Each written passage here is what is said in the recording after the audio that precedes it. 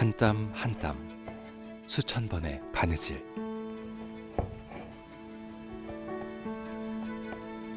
가슴속에 피고 진 무수한 이야기가 그녀의 손끝을 타고 전에 새겨지는 순간,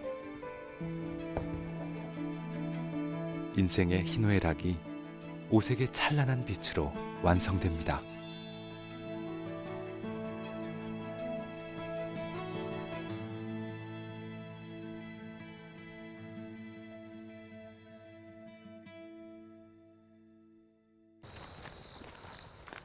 이른 아침, 남편과 함께 집 가까이 야산을 찾은 이은실 작가. 일로 가봐. 내가 올라갈 테니까 너는 어. 여기서. 요리 요렇게 응. 조금만 올라가서 어. 조기 다 깼어? 요걸로 길을 내면서 가면 돼. 며칠 전 우연히 귀한 열매를 발견한 건데요. 보여요? 그 뒤에 오른쪽 위에 맨 끝에 나 있어. 오른쪽 위에 맨 끝에. 거기서 안 보이죠? 안 보여? 네, 거기밖에 없어. 고기만 있어요. 고기 끝에를 팍 쳐보세요. 손 뻗어서. 그 오른쪽까지. 그 위에 그거다. 이게 한 해 이렇게 쭉 뻗어 나온 거라 약해. 나무가 아니라. 맞아요. 그거야. 예. 됐다. 자. 요게 누리장이라는 건데 그 누린내가 난다 그래서 누리장이에요. 이건 오동나무가인데 한문으로는 그래서 취오동이라고도 불러요. 근데 요 열매가 이 끓이면 그냥 파란색, 하늘색 이런 색깔이 나고 몇 번 계속 염색을 하면 파란색이 좀 더 짙어져요. 그리고 요게 버릴 게 없는 게 요 빨간 꽃받침도 또 끓여서 하면 그건 파란색은 아닌데 옐로우 계열의 이렇게 끓인 그 염색이 돼요. 그래서 이 누리장 나무가 되게 좋은데 사람들이 잘 모르고 또 중부 이남 쪽에서 잘 자란대요. 근데 여기서는 요 부분에만 조금 이게 있고 딴 데는 잘 없더라고요. 열매와 꽃받침, 잎과 줄기까지 모두 천연 염색 재료가 되는 누리장. 충북에서는 쉽게 보기 힘든 열매를 운 좋게도 발견했으니 이런 행운이 없습니다. 이게 아주 잘 익은 거예요. 새카매 보이죠? 여기 하늘색은 아직 덜 익은 거고 요게 상태가 좋아요. 요거 삶은 이제 파란 물이 많이 나와요. 하늘색부터 이렇게 익어가는 건데 요 아주 파랄 때 따는 게 제일 염색이 잘 돼요. 자연 염제에서 파란색이 귀한데 쪽은 이제 널리 알려져서 파란색이 나온다는 걸 아는데 유일하게 이 누리장이 또 파란색이 나오는데 쪽처럼 아주 계열이 다양하지는 않은데 하면 연한 하늘색부터 여러 번 매염하면 좀 더 진한 파란색 정도가 나와요. 그리고 이거는 매염제도 필요 없고 끓여서 그냥 담그기만 하면 되니까 제일 친화적이라고 할 수가 있어요.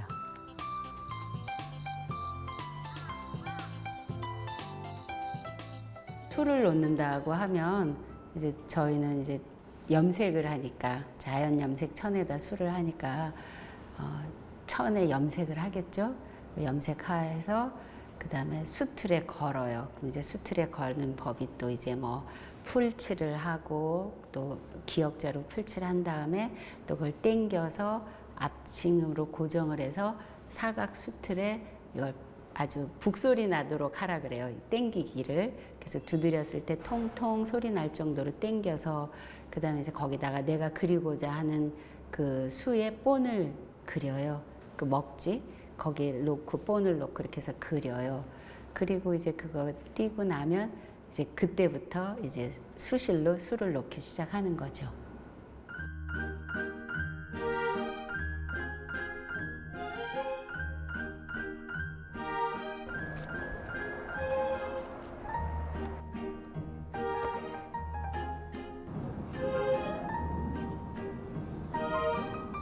집으로 돌아온 이 작가는 마당에 쪽물을 들고 나왔습니다.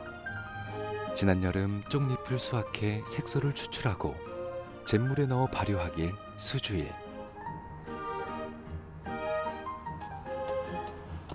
보라색 얇은 막이 올라온 검푸른 쪽물을 준비해서 몇 차례 수세를 해서 풀기를 제거한 천을 담가 물이 잘 들도록 조물조물 주물러 주는데요.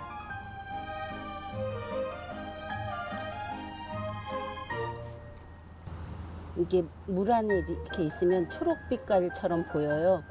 근데 이게 이제 산소를 만나면 파랗게 변해요. 쪽잎을 따서 염료를 만들어 천을 담가 물을 들이는 동안 노란색에서 회색, 보라와 녹색으로 수차례 색의 변화를 거쳐 공기를 만나 비로소 푸른 빛을 냅니다. 아까보다 많이 변했죠. 파란색으로. 염액이 환원이 잘 됐어요. 또 잘 안 되면 색이 이렇게 안 되는데 그리고 햇빛과 바람에 맡겨 검푸른 쪽빛을 완성하는데요. 마르면 좀 연해요. 이제 더 마른 다음에 색을 보고 더 진하게 싶으면 또 이제 또 제염을 하고.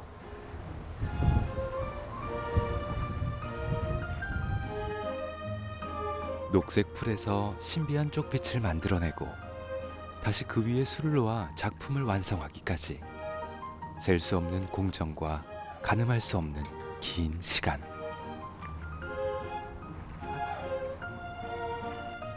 예쁘죠? 그녀가 이 힘든 과정에 발을 들인 건 그리 큰 뜻이 있어서는 아니었습니다. 자수를 배우겠다라고 시작한 건 아니고 우리나라 전통 소품을 좀 배워서 외국인들한테 선물을 하고 싶었어요. 그래서 어디 가서 배울까 생각하다가 보니까 삼성동에 무형문화재 전수학교가 있어서 거기에 이제 김현희 선생님 수업에 등록해서 배우러 다녔거든요. 근데 갔더니 선생님이 자수를 가르쳐 주시더라고요. 근데 처음에는 바늘도 못 끼겠고 실을 갈라서 바늘 만들고 막 하는데 실도 안 갈라지고 엄청 힘들었어요. 그래서 포기하려고 그랬는데 선생님이 괜찮다, 잘한다, 할 수 있다 이런 말에 힘을 입어서 하게 돼서 지금까지 자수를 하게 됐어요.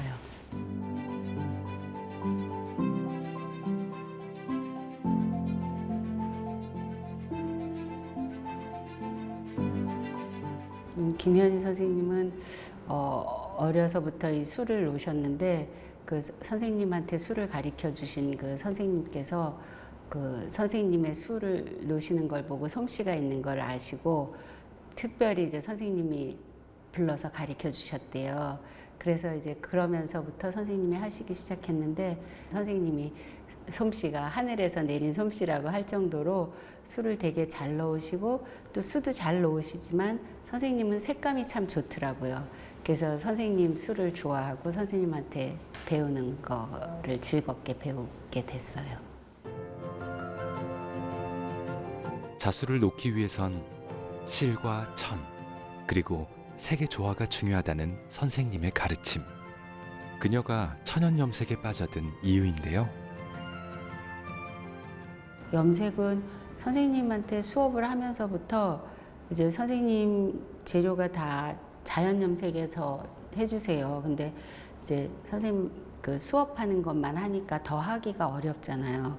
그러면서 이제 제가 나도 염색을 해봐야겠다 생각하고 염색하는데 김현희 선생님이 염색을 잘하세요. 선생님이 직접 다 선생님이 만들어서 하시니까 그래서 선생님한테 여쭤보면서도 하고 또 여기저기서 염색도 좀 배우고 염색이 재밌더라고요.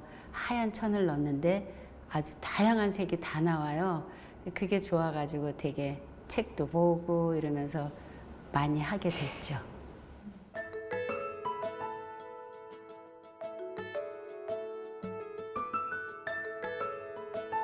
미술 같은 것도 사실 색채잖아요. 근데 이 조각보도 색채의 향연 같아요. 그래서 이 또 거기다가 저희는 자연 염색을 하니까 이 자연에서 이렇게 많은 색이 나온다고 저는 사실 몰랐어요. 근데 염색에 이렇게 빠져보니까 매염제에 따라서 색이 정말 자연 염색으로 이렇게 다양한 색이 나올 줄 몰랐거든요. 근데 이제 그런 색을 자연 염색을 통해서 천에 또 이렇게 물들여서 하니까 이것이 완성되고 나면 더 이렇게 가깝게 느껴지는 것 같아요. 이런 갈색 같은 거는 어지간한 그 풀 종류를 삶아서 하면 이런 색 계열이 나오고, 또 뭐 여기 밤색 계열은 제가 오리나무나 아니면 뭐 이런 톤은 또 호두 껍질 있어요. 호두 껍질 그런 것도 쓰고, 그러니까 거의 다 자연에서 나오는 것들로 어우러져서 하면 매염제에 따라서 뭐 철매염을 쓰면 조금 이제 짙은 톤, 백반매염을 하면 좀 갈색 톤, 뭐 이런 식으로 나와요. 근데 이렇게 우리 들판에 흔히 보는 애기똥풀이라는 거 있어요. 되게 많아요. 그거 이렇게 딱 꺾으면 노란색 나오거든요. 그것도 삶아서 이렇게 쓰면 아주 연한 노란 같은 게 또 나와요. 자연이 내어주는 나무와 풀, 열매가 빚어내는 빛깔의 경이로 천연 염색은 햇살과 바람, 흙과 물이 만들어내는 예술입니다. 자연 염색이라는 게 제가 매력이 시간이 지나면 빛이 바래요. 바라는데 그 바랄수록 깊이감이 있더라고요. 근데 화학 염색도 사실 오래되면 색깔이 변하는데 화학 염색 천이 오래돼서 빛이 바란 거는 이렇게 보기 싫어요. 근데 자연 염색한 거 이게 지금 한 20년 됐거든요. 근데 색이 이렇게 자연스럽게 이렇게 녹아내리더라고요. 그래서 그런 맛에 자연 염색도 하고, 또 천에도 자연 천에 이렇게 염색을 할 때 이 색깔들이 더 조화롭게 이렇게 멋있게 어우러지는 것 같아요. 그리고 왜 들판이나 이런 데 꽃이 피면 누가 뭐 색을 이렇게 막 어우러져서 안 해도 무슨 색이 피어도 예쁘잖아요. 그렇듯이 자연 염색한 거를 이렇게 조각보를 하면 특별히 막 색을 맞추려고 안 해도 다 해놓으면 이렇게 들판에 꽃 핀 것처럼 색들이 다 어우러지더라고요. 그래서 그런 게 아름다운 것 같아요.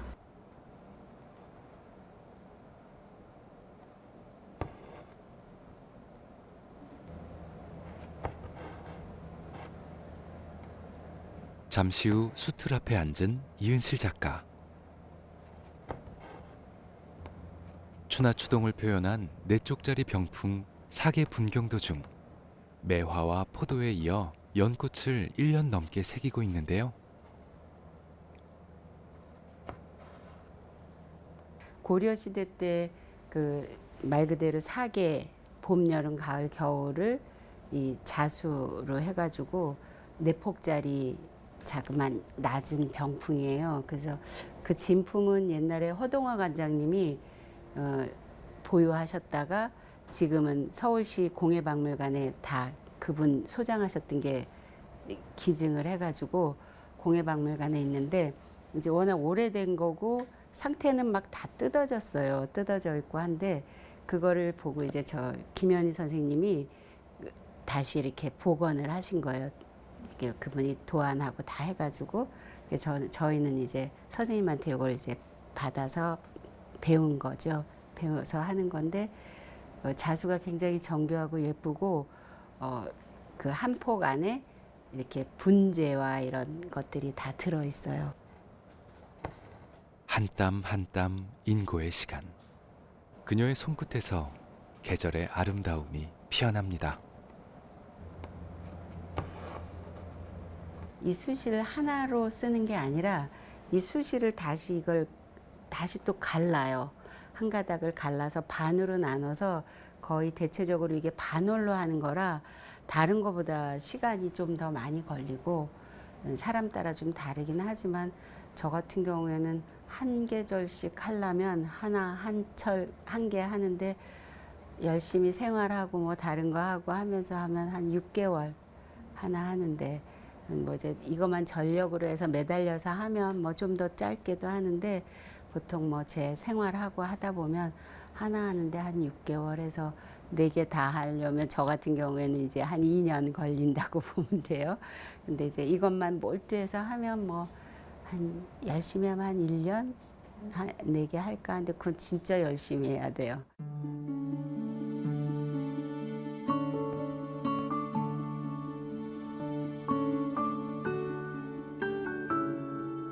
실은 이게 명주실이에요. 비단실이라 그러죠. 비단실인데 실이 또 푼사가 있고 꼰사가 있고 이래요. 그리고 이제 꼰사는 꼬였다는 건데 꼬임 정도에서 반꼰사 또 다 꼬아서 완전히 꼰사 뭐 이렇게 있어요. 근데 저희는 이제 선생님의 시를 써요. 김현희 선생님 시를. 근데 선생님이 요거를 선생님이 하기 좋은 정도로 주문해서 맞추세요. 그 꼬임을. 그래서 처음에는 이 수를 배우는데 실 꼬는 걸 못 하겠는 거예요. 그래서 아, 나 수 못 하겠다 이랬더니 선생님이 다 시간 지나면 된다 이러시는데 이제 진짜 시간이 지나니까 좀 되더라고요. 처음에는 실을 이걸 이제 다시 갈라서 막 하는데 쉽지가 않아요. 근데 이제는 좀 세월이 지나니까 선생님 말씀이 와 닿더라고요. 저희 어릴 때만 해도 자수하면 되게 촌스럽다. 뭐 병풍, 식당에 같은 데 가면 막 그 병풍 거칠게 놓은 거 있고 이러거든요. 이제 그런 것도 굉장히 좋긴 했지만 그렇게 와닿지 않았었어요. 근데 이제 김현희 선생님 만나서 이 궁중자수를 배우다 보니까 너무 정교하고 예쁜 거예요. 그리고 이제 이게 고리타분하지가 않아요. 그냥 보면 요즘 봐도 되게 기법이 예쁘고 그 책가도라는 거 있거든요.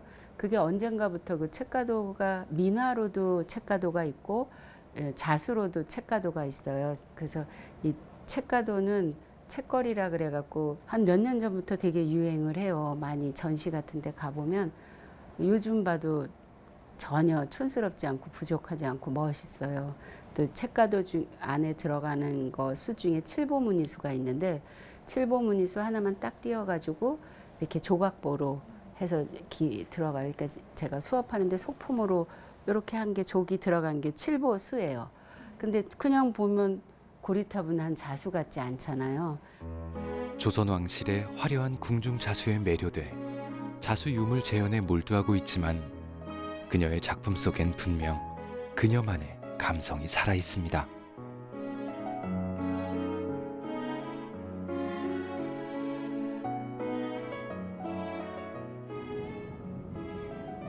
반갑습니다.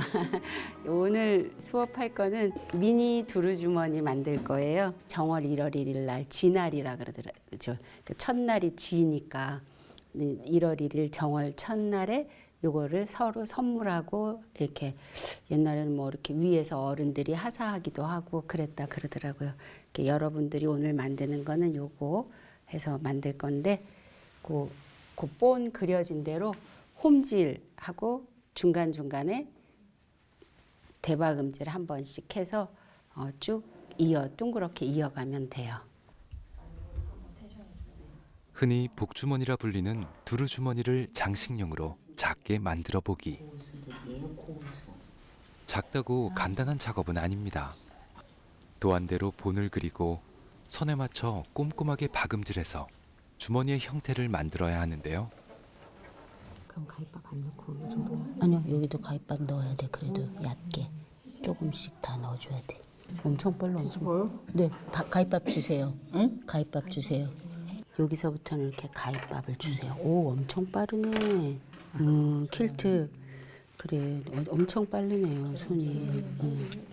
이렇게 해서 자리 잡은 대로 손에 힘도 없는데. 꺾으세요. 안으로.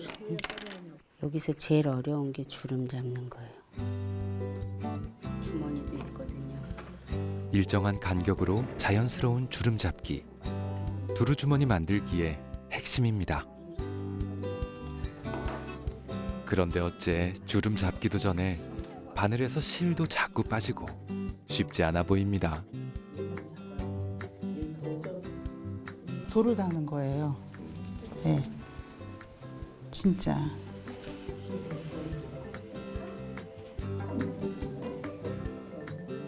저도 선생님을 뵙기 전에 규방고 이렇게 우리 전통 바느질을 배운 적이 좀 있어요. 있는데 이제 어떻게 아까 말씀하신 것처럼 이렇게 어떻게 선생님을 알게 돼서 선생님한테 수업을 하는데 차원이 다르더라고요. 그래서 그냥 못해도 그냥 계속 그냥 하고 있어요. 저도 처음에 할 땐 눈이 상당히 좋았답니다. 좋았는데도 불구하고 잘은 못해도 하고 아까 말씀하신 대로 성격이 나빠질 것 같다고 생각하시는데 사실은 마음이 심란할 때 하면 정말 좋아요. 하고 봐도 감동이고 그렇죠. 네. 생활 소품 하나에도 술을 놓아 멋스러움을 더한 옛 여인들의 감성. 규방공예에 빠져들 수밖에 없는데요. 우리 전통 옷에는 주머니가 없어서 그 주머니 대신에 이렇게 복주머니를 착용했어요. 근데 복주머니의 형태가 귀가 이렇게 있는 귀주머니하고 모양이 둥근 두루주머니 형태가 있는데 요걸 이제 주머니 대신 착용하면서 의미로는 이 복이 들어서 복을 넣어서 다닌다는 의미도 있고 해서 연초에는 정월 첫날 여기에다가 붉은 팥을 집어넣어 가지고 선물해주고 서로 이렇게 주고받기도 하는 형태예요. 근데 요즘은 이제 그렇게는 안 사용하니까 미니어처로 이렇게 만들어서 뭐 이렇게 차밍 대신에 사용하기도 하고 뭐 또 액세서리용으로는 우리나라에 이렇게 괴불이 있는데 이 괴불은 애군을 막아주고 귀신을 물리친다는 의미가 들어있대요. 그래서 여아들에게 한복 입을 때 이렇게 착용해 주거든요. 가족의 안녕을 바라는 여인의 마음이 평범한 놀이개 주머니를 작품으로 만든 거죠. 그 규수들이 말 그대로 규방에서 하는 모든 작업들을 규방공예라고 부르는 것 같아요. 꼭 무슨 규방공예 이 용어가 딱 있었던 건 아닌 것 같은데 이제 규방에서 옛날에는 다 여자들이 다 손끝에서 만들어야 되잖아요. 옷이니 뭐니.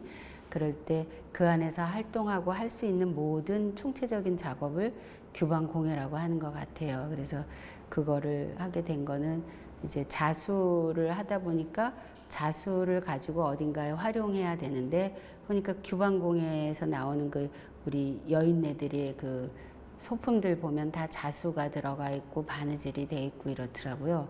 그러면서 이제 규방공예 쪽으로 조금씩 이제 넓힌 거죠. 이제 조각보, 자수 요거 쪽 하다가 이제 만들기 같은 것들도 하게 되고 또 우리들 뭐 보면 화관이니 쪽두리니 이런 것도 다 손끝에서 만들어야 되잖아요.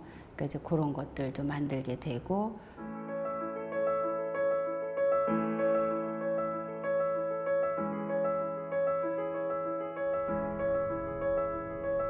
증평 민속체험박물관. 지난 봄부터 이곳에서는 전통 혼례 기획전이 펼쳐지고 있는데요.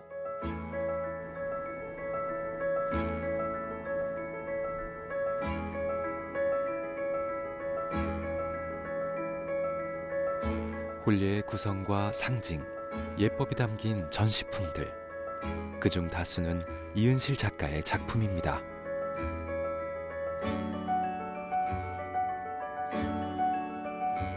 관혼상제를 귀히 여긴 만큼 혼례용품 하나에도 정성을 다한 우리 조상. 그 마음을 고스란히 재현한 이은실 작가. 혼서를 넣는 봉투마저 예술품인데요. 신성한 혼례에서 이 조각을 낸 걸 사용하면 아무래도 안 좋게 여기겠죠. 그래서 통짜로 주로 써요. 근데 이제 요새는 그냥 조각보를 작품식으로 해서 보자기 뭐 기러기보나 이런 걸 잘라서도 하는데 원래 이제 우리 뜻은 혼례에 쓰는 그 보자기나 사용하는 것들은 통으로 쓴다고 해요. 백년 가약을 기리며 하나의 천을 사용하고 다산을 상징하는 매듭과 술을 달아 만든 혼서지보. 혼수로 보내는 기러기를 싼 보자기에도 행복을 의미하는 술을 놓아 의미를 담았습니다.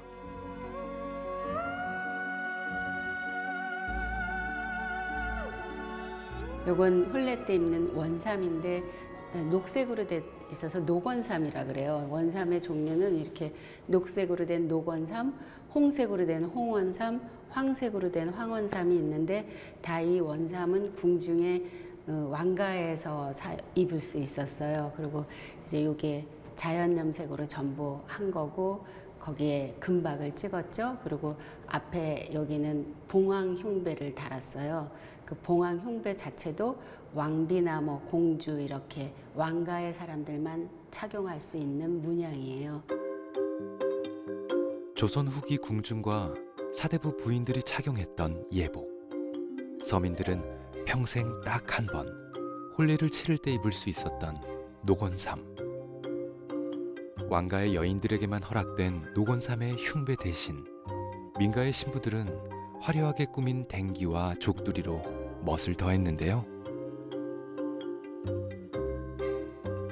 이 머리에 쓰는 걸로는 족두리와 화관이 있는데 이 족두리나 화관에는 보석을 많이 올려서 자기네 그 부를 상징하기도 했어요. 그래서 너무 여기에 돈이 많이 들어가고 이게 고급스러워지니까 어느 때부턴가는 저걸 많이 못 올리게 했다고도 하더라고요. 그래서 기본적으로는 그래도 그냥 뭐 호박이나 산호, 진주 뭐 이런 것들이 올라가 있죠.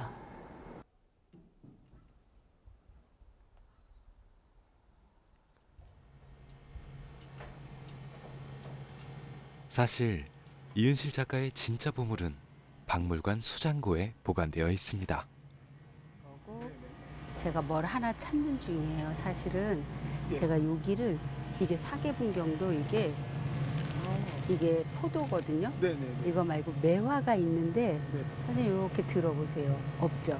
이거는 여기 처리가 다 돼 있고 저번에 했던 매화는 이걸 안 하고 요거만 딱 해서 드렸어요. 뭐 한지를 대든지 한번 작업을 해갖고 갖다 놓으면 조금 평평할 것 같아요. 알겠습니다. 네, 혹시 되면 나중에 뭐 여유 있을 때 하시면 급하지는 않고. 네. 일단은 네. 목록에서 한번 보고 네. 하면은 네. 그래. 그렇게 진행을 할 네. 그럼 지금 이제 사계분경도 연꽃 하니까 연꽃 끝나면 제가 이제 또 이거 해서 이제 사계분경도 4개를 내년 여름까지 완성해서 끝내고 아유 이뻐요. 4개 다 해놓으면 엄청 이뻐요. 진짜 이게 몇십 년 세월이죠. 보기에는 그냥 별거 아닌 것 같아도 아유 그래도 뭐 이렇게 모여 있으니까 기분은 뿌듯해요. 최고 안전한. 네, 최고 안전하. 저도 잊어버리고 있어요. 그래서 네. 와 보니까 제 것도 내 눈으로 보니까 또 좋네요.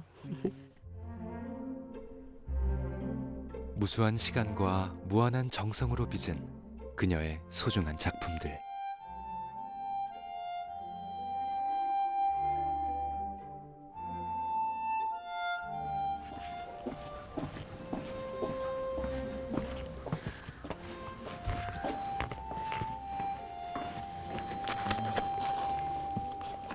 요거 하나 보여드릴게요. 요거는 필랑이에요. 필랑. 붓을 여기다 넣었어요.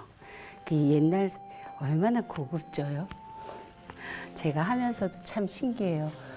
저렇게 고급스럽게 해서. 십장생을 곱게 수놓은 붓주머니 필랑. 비단을 겹으로 접어 만든 귀주머니. 그리고 아이의 무병장수를 기원하며 정성을 다한 돌띠. 요거는 영친왕비가 폐용했던 주머니예요. 진주낭이라고 부르는데 이제 금사로 이렇게 두르고 거기에 진주로 이렇게 술을 놨어 이렇게 장식을 했어요. 그래서 굉장히 화려하고 고급스럽죠. 영친왕이 직접 요걸 폐용했던 거를 같은 사이즈로 이렇게 재현해서 만들었어요. 목걸이와 귀걸이를 대신한 옛 여인들의 장신구 놀이개는 규방공예의 진수를 엿볼 수 있는 작품인데요. 여기 이제 공 모양의 안에 이게 들어있다 해서 공형 놀이개라고 부르는데 여기 이제 각종 놀이개들을 달았어요. 근데 이 놀이개들은 주머니가 없으니까 여기에 이렇게 열리게 돼 있는데 요 안에다가 옛날 할머니들이 이제 머리카락을 집어넣어요. 그리고 여기다 바늘을 집어넣으면 녹이 안 쓸어요. 요즘 주머니는 주머니에 쓱 넣으면 되지만 그 옛날에 우리 여인들은 이렇게 이런 거 차는 거 하나도 직접 술을 놓고 또 미적인 거를 생각해 갖고 이렇게 아름답게 만들었다는 게 참 신기하고 놀라워요. 멋쟁이에요, 진짜. 이게 저도 하면 할수록 야, 어떻게 이렇게 멋쟁이고 머리도 좋아요. 이게 굉장히 이게 수치적으로 잘 맞아야 되거든요. 근데 이런 거를 안방의 여인들이 이렇게 수학도 잘한 거예요. 그러니까.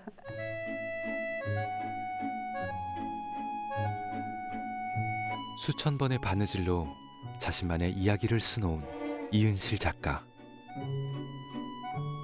그녀에게 자수는 단순히 바느질이 아닌 삶의 순간을 수놓는 작업.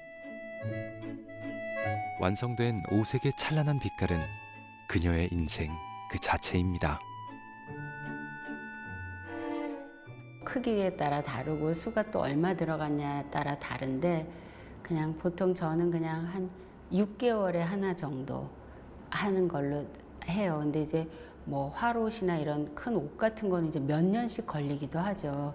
근데 보통 이제 제가 하는 조각보나 이런 정도는 그냥 한 6개월. 근데 뭐 6개월 다 하고 그다음 6개월 딱 이렇게 안 되니까 하는 동안 또 힘도 들기도 해서 보통 그냥 뭐 1년에 한 작품 정도 한다고 생각하고 하는데 뭐 아깝죠. 근데 또 이제 나중에 또 좋아하는 분 있으면 그러니까 이거의 귀중함을 알고 또 가치를 알아주시는 분이 있으면 줄 수도 있고 또 이렇게 제가 여기 박물관에 있으니까 박물관에 또 제 작품을 저기 해준다면 또 할 수도 있고 또 어떤 거는 또 자식들이 좋아하면 또 자식한테 줄 수도 있고 그런 것 같아요. 그리고 하면서 행복했기 때문에 나중에 그거에 대해서 이거 아까워서 어떡하지 이러진 않을 것 같아요.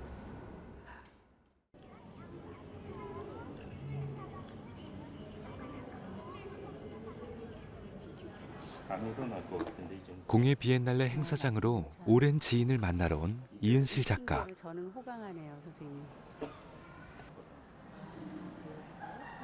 공연하면서 전시도 하고 그 아까 티빙골드 서울에서 증평으로 내려온 이 작가를 지역 작가로 자리매김할 수 있도록 도와준 고마운 인연인데요. 저는 그냥 이렇게 그런 생각을 늘 해요. 그냥 같은 24시간을 보내는데 덜어는 뭐 다른 것들 뭐 다 각자의 것을 하잖아요. 근데 제가 이제 그간의 한 작품을 보면 이게 내 시간을 내가 잡은 거. 그러니까 시간이 흘러가지 않고 시간은 흘러가고 뭐 보이지는 않는데 저한테는 그 작품이 시간이고 보여지는 거예요. 그래서 맞아. 그래서 선생님이 옛날에 막 작품 쉽게 누가 허투루 만지고 함부로 막 이렇게 대하는 거 정말 싫어하셨잖아. 근데 우리도 그러거든요. 그러니까 일반 작품을 대하는 것과 그 공예를 대하는 그 손은 다르다는 생각이 드는 거야. 그렇게 그러니까 선생님 자리에서 선생님 같은 분이 공예가들을 그렇게 봐주신다는 것 자체가 이 공예인들이 진짜 힘이 돼요. 불과 한 20여 년 전에 여기 청주에서 처음 이렇게 할 때만 해도 지금하고는 인식이 또 많이 달랐어요. 이 공예 비엔날레 시작하기 전과 공예 비엔날레 시간이 흘러서 지금 그 공예를 바라보는 우리 주변의 시선들이 많이 달라진 게 느껴져요, 저는. 그렇긴 해요. 근데 이제 선생님 같은 분이 사실은 처음에 청주에 있어서 이게 축적이 된 거야. 근데 이게 우리 비엔날레도 연륜이 쌓인 거예요, 이게. 맞아요. 근데 저도 이렇게 그냥 어쨌든 누가 별거 아닌 거 저거 왜 해 하는 건데도 그냥 지금 시간이 지나서 돌아보면 하길 잘한 것 같아요. 지금 남는 거는 눈도 안 보이고 하다 보면 어깨도 아프고 이러긴 한데 할수록 좋아요. 청주 국제공예 비엔날레가 막 자리를 잡을 무렵 전시 작가와 행사 조직위원으로 연을 맺어 이제는 작품에 관한 조언을 주고받는 관계. 이 작가는 슬쩍 요즘 품고 있는 속내를 털어놓습니다. 저는 뭐 이렇게 창작이라기보다는 전승 쪽이거든요. 아시잖아요. 근데 그 전승이라는 게 전승해주는 사람이 없으면 저 옛날부터 또 이 다음까지 이어지지가 않잖아요.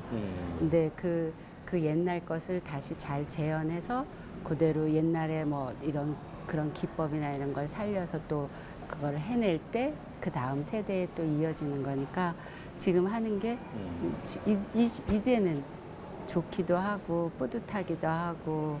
그러니까 충분히 내 거화하고 체득화한 다음에 이제 사실은 창조적인 것도 가는 거거든요.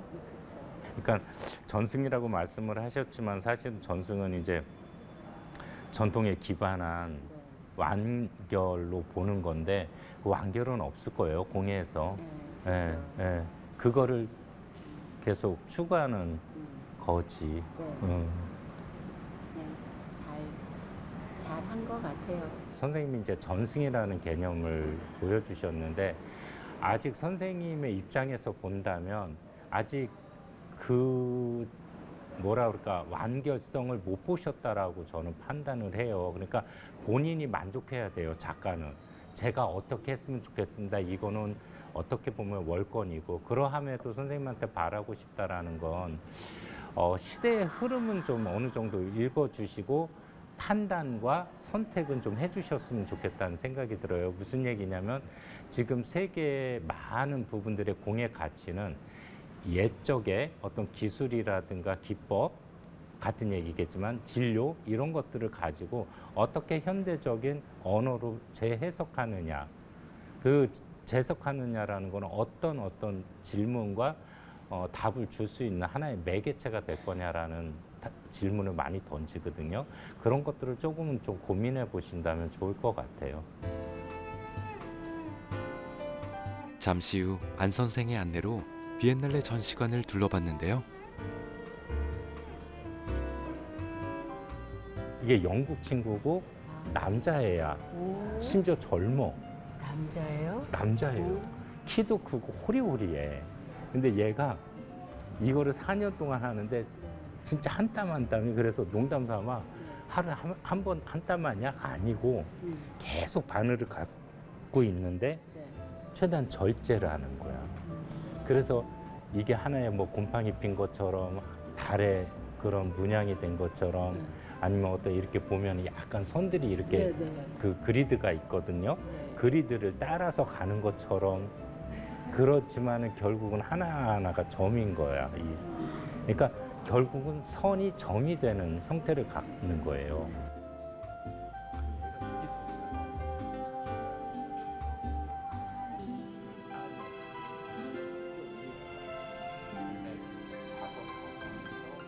이제 한국화를 하면 한지를 쓰잖아요. 네.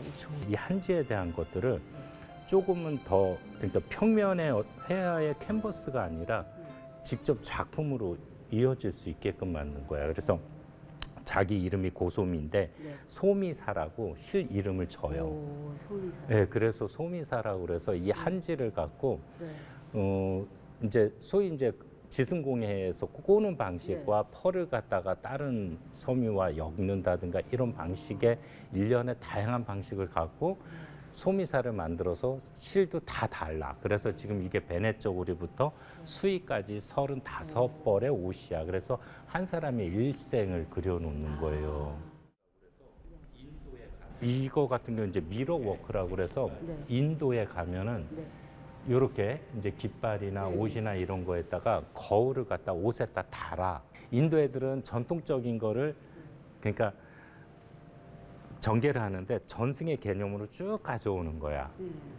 재현에 관련된 거지. 근데 얘가 한번 가갖고 그 작가랑 콜라보도 하지만은 이제 콜라보라는 건 작업을 같이 한다는 게 아니라 이 작품에 대한 기법이나 이런 것들을 배워서 자기화한 거야. 공예품에 담긴 전통을 고수하되 소재를 재해석해 서사를 부여한 젊은 작가의 작품. 그 앞에서 이은실 작가는 한동안 시선을 거두지 못합니다. 제가 능력이 좀 부족해서 그렇지 안 선생님 말씀처럼 이게 이제 그런 것 같아요. 제 나름대로 생각은 우리의 전통이나 이런 거 내 거를 꽉 채워서 다 찾으면 이게 이제 어느 순간부터는 넘치잖아요. 그 넘치는 거가 이제 외부의 다른 것들과 합해서 더 좋은 어떤 또 다른 시너지의 작품을 만들어낼 수 있지 않을까 하는 생각이 들었어요. 비엔날레에서 본 몇 작품들은 저도 눈에 선하고 아 이렇게도 할 수 있구나 싶은 게 저도 오늘 좀 다른 분야에서 쪽에서 좀 느낌이 있어서 앞으로 작품 하는데도 조금 오늘 본 것들에서 좀 어떻게 합해보나 이렇게 이런 생각이 좀 있어요.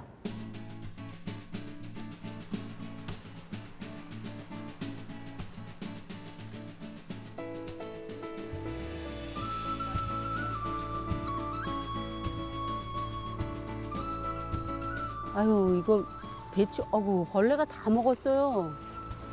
이게 소독을 해야 되는데. 그 소독을 안 해가지고 이렇지. 데쳐갖고 된장국 끓여 먹지 뭐 배추 된장국. 아유 세상에 이거 뭐 하나도 못 먹겠다 이거. 이게 닭 줘. 이건 닭 줘야겠다 진짜.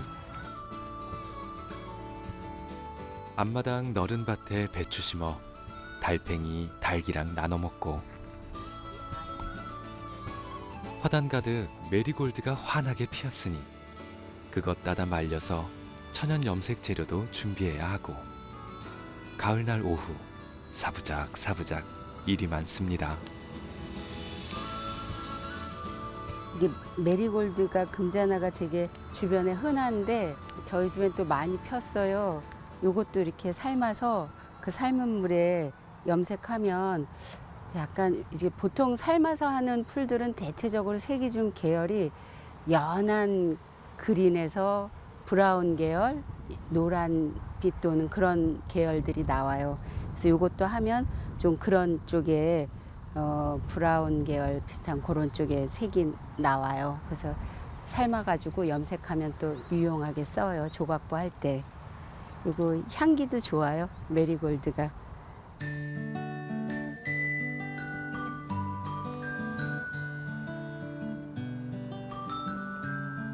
그런데 아무래도 지난 봄 심어놓은 쪽은 올해 염제로 쓰긴 그른 것 같습니다. 원래 잎사귀가 이거보다 훨씬 큰데 올해 여름에는 너무 뜨거웠고 이 가을에 들어서는 또 비가 너무 많이 와가지고 좀 꽃 상태가 많이 좋진 않아요. 그래도 꽃이 있으니까 여기 요 안에 이제 씨가 들어 있는 것도 들어차기 시작한 것 같아요.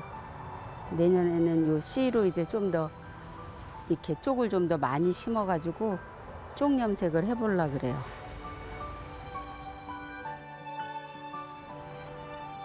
조금 천천히 하면 어떻습니까? 올해 쪽이 좀 더디 자랐으면 내년에 보태서 쓰면 되죠. 알았어. 대신 가을바람이 아까우니 창고 깊숙이 모셔뒀던 염색천을 꺼내서 시원하게 널어주는데요. 애초에 특별한 욕심이 있었던 것도 아니고 술을 놓다 보니 자연스레 자수가 삶이 되었듯 이은실 작가의 가을이 그렇게 깊어갑니다. 제가 이제 서울에서 교직 생활하다가 그만두고 남편 옆에 내려와서 이제 마당이 있는 데가 가야겠다 하는 생각에 둘러보다가 이제 남편이 그 당시만 해도 사업을 했었는데 그거 접고 이제 농사도 좀 짓고 또 마당에 꽃도 좀 심고 내가 직접 이렇게 염제로 사용할 만한 것도 좀 심어보고 이제 뭐 앞으로 제가 나이가 있으니까 큰 계획이나 이런 건 없고요.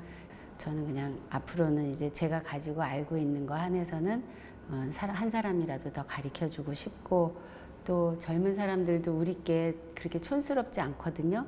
이렇게 얼마든지 현대적으로 재탄생되고 멋지게 만들어내니까 젊은 사람들이 좀 더 이런 거에 관심을 가질 수 있었으면 좋겠고 또 그런데 제가 조금이라도 보탬이 되면 좋겠어요.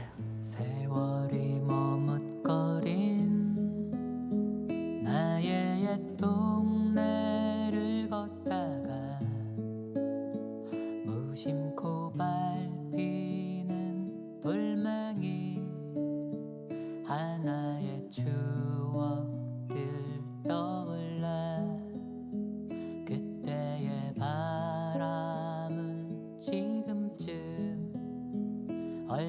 얼마나 멀리로 가 있을까? 아니면 모른 척 다시 이곳을 서성일까?